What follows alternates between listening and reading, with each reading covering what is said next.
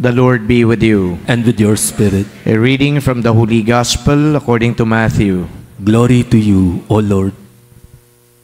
Jesus spoke to the crowds and to his disciples, saying, The scribes and the Pharisees have taken their seat on the chair of Moses. Therefore, do and observe all things whatsoever they tell you, but do not follow their example.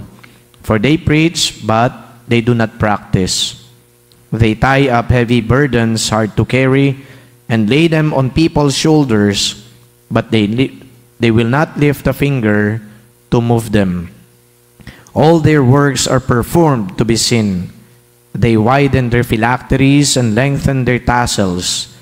They love places of honor at banquets, seats of honor in synagogues, greetings in marketplaces, and the salutation, Rabbi.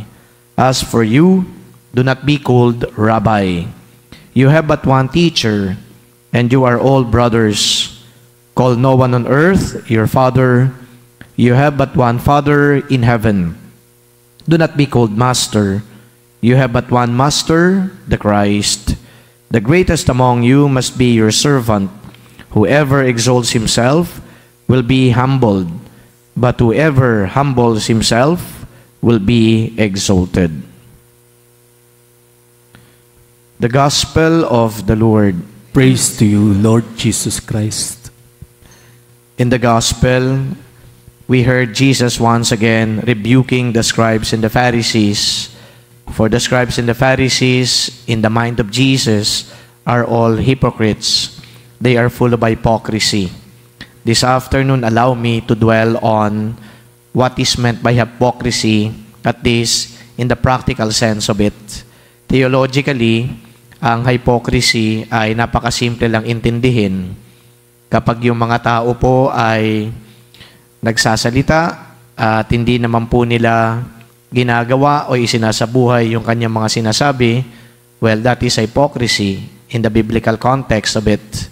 O di kaya sabihin po natin na yung mga hypocrites, sila yung mga nakapanloloko ng kanilang kapwa dahil nga in their appearance, they appear to be good, but then in truth and in fact, they are actually evil. Sa harapan natin, sila ay mabuting tao. Pero kapag wala na sa harapan natin, lumalabas ang totoong kulay at tunay na pagkatao. Mabuti sa harapan ng tao, ngunit kapag wala na ang mga tao na nakakakita sa kanila, sila ay gumagawa ng malalaking kasalanan. So yun po ang kumbaga konteksto kung papaano natin uunawain ang ibig sabihin ng hypocrisy. But then again, pwede pa tayong magdagdag ng inang nuances. At least dito, medyo practical ang gagamitin nating mga salita. Number one, na pwedeng pakahulugan sa hypocrisy ay inconsistency. Ang ibig sabihin ng inconsistency ay hindi ka naman laging gumagawa ng mga dapat na ginagawa. Halimbawa, sinasabi sa atin ng Diyos ay huwag kang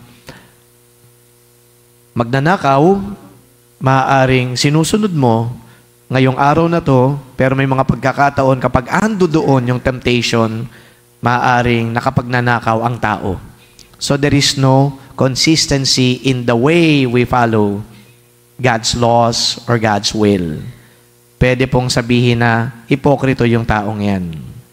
Ang panawagan po sa atin, if you're going to be a follower of Christ, to be followers of Christ rather, then we should consistently put into practice everything that Christ taught us.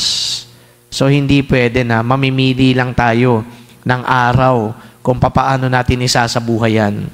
And then when it is convenient for us, gagawin natin kung ano yung taliwas sa gusto ng Diyos. So consistency is also a call to live the Christian life.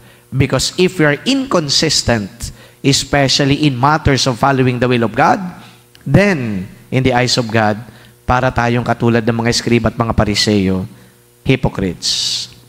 Pangalawa, at panghuli, yung word na discrepancy. Discrepancy can also mean hypocrisy. Bakit kamo? May discrepancy doon sa ipinapakita niya at saka doon sa sinasabi niya. I, for example, can stand up here in front of you and say a lot of good things. Not only about myself, but a lot of good things, the things that you ought to do. Pinapangaralan, ika nga. Pero kapag wala na ako dito sa harapan ninyo at hindi na nagsasalita sa pulpito, yung mga sinasabi ko sa harapan ninyo, nilalabag ko naman. I say, for example, that adultery is a sin. Adultery is a sin of the flesh. It is against the commandment of God. Pwedeng pagkatapos halimbawa ng pagdiriwang natin, and I go out, and then what? Baka meron akong gagawin. Meron akong halimbawa na itinatago na girlfriend. Meron akong halimbawa na itinatago ding anak. Pero pari ako. That is a very clear case of being a hypocrite. So, ibig sabihin, may discrepancy doon sa sinasabi ko at sa buhay na meron ako. At yung buhay na meron ako, yung totoong buhay ko, itinatago ko sa inyo. Pero kapag ako ay nasa harapan ninyo, ang tingin ninyo sa akin, ang galing ni Father magsalita. Palagay ko, napakabuting tao ng paring ito. Malumanay pati magsalita, napakalino ng kanyang sinasabi. Pero kapag nakita ninyo yung mga tinatago, hindi pala siya ganon nakatulad ng kanyang sinasabi. There is discrepancy in my words and of course, in my actions. My true life and then the life that you see in me. So yung pong dalawa na yon, pwedeng masabi natin kahulugan din ng hypocrisy. And now this is the downside of it. Yung dalawang salitang yan, nakikita po natin yan ngayon sa ating lipunan. Very inconsistent at napakatindi ng discrepancy. We don't want to condemn or judge them as hypocrites. But then as we reflect today, it is incumbent upon us to look at ourselves and then measure ourselves against the things that Christ is telling us today. It is not about measuring others based on what we learn today. It is all about measuring ourselves based on what Christ taught us today. Minsan kasi, ang ginagawa din ng tao, imbis baga na tumingin sa sarili, tinitingnan natin yung ating kapwa. At yung kapwa sinusukat natin, inconsistent ang buhay nito. Sabi kanina ni Father Jerome, hypocrite yan. Yung taong ito, ang tindi ng discrepancy, hypocrite yan. Laging nakatuon sa iba.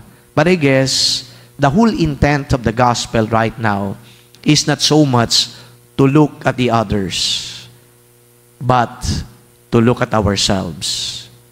And then, reflect whether we are consistently living according to God's will, or there may be a lot of discrepancies in the way we live our life. May God, who is merciful and compassionate, forgive us if ever we have been living a hypocritical life. And may God also give us that grace to be able to correct ourselves so that as Christians, we may live consistently according to His will, and that our words and actions may not be different from each other. Amen.